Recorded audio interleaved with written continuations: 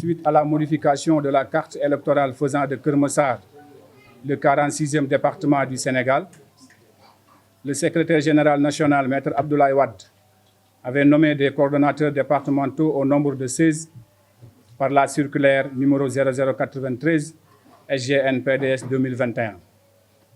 Cette circulaire du secrétaire général national, Maître Abdoulaye Wade, ne désigne pas de façon explicite un chef de file des coordonnateurs. Et les tentatives de Mme Fatou Sow de faire l'unanimité autour de sa personne ont été vaines. En vérité, on ne lui connaît pas des compétences intellectuelles ou managériales pour gérer un nouveau département très complexe comme Keur Massar. C'est dans ces conditions que nous avons été aux élections locales avec les résultats que nous avons tous lourde défaite de la candidate Mme Fatou Sow au conseil départemental et de toute évidence la perte de toutes les mairies du département de Keur Massar. C'est durant les élections législatives que la cacophonie a empiré malgré la circulaire numéro 0099 SGN PDS 2022 fixant les conditions dans lesquelles les investitures devraient se dérouler. Nous sommes au regret de dire que jamais une commission d'investiture n'a été mise sur pied, ni au niveau communal, encore moins au niveau départemental. Mme Fatou Sow a fait ses investitures toute seule, au pifomètre avec des éléments acquis à sa cause, à côté de son époux, tête de liste de la coalition Benno Bokk Yakaar à Keur Massar. Nous savons tous que le PDS est un parti très organisé, dont le fonctionnement repose sur des règles précises, et nul n'ignore que les investitures doivent être présidées par un superviseur du parti désigné à cet effet, le tout consigné dans un procès-verbal dûment signé par tous les responsables des sections présentes.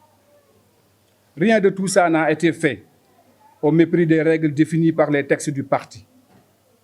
Un patrimoine commun qui nous appartient à tous.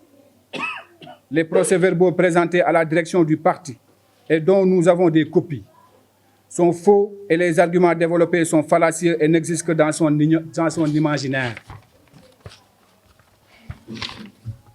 Au moment où toutes les attentions sont tournées vers les ventes de cartes en vue des renouvellements des instances de base, Mme Fatou Sow, coutumière des faits, s'est livrée à de graves ingérences dans les communes du département pour créer de la dissidence et proposer des montages de sections avec toujours des éléments de son choix, alors qu'elle n'a aucune prérogative pour faire cette opération, qui est une exclusivité des superviseurs comme le stipule le statut du parti.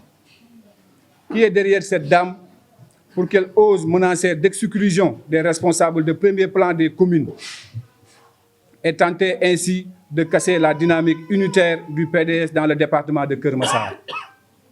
Nous, collectif des coordonnateurs et responsables du département de Keur Massar, attirons l'attention de la direction du parti sur les agissements de la dame Fatou Sow pour éviter de nouvelles cassures afin de préserver toutes les chances de faire gagner à Keur Massar,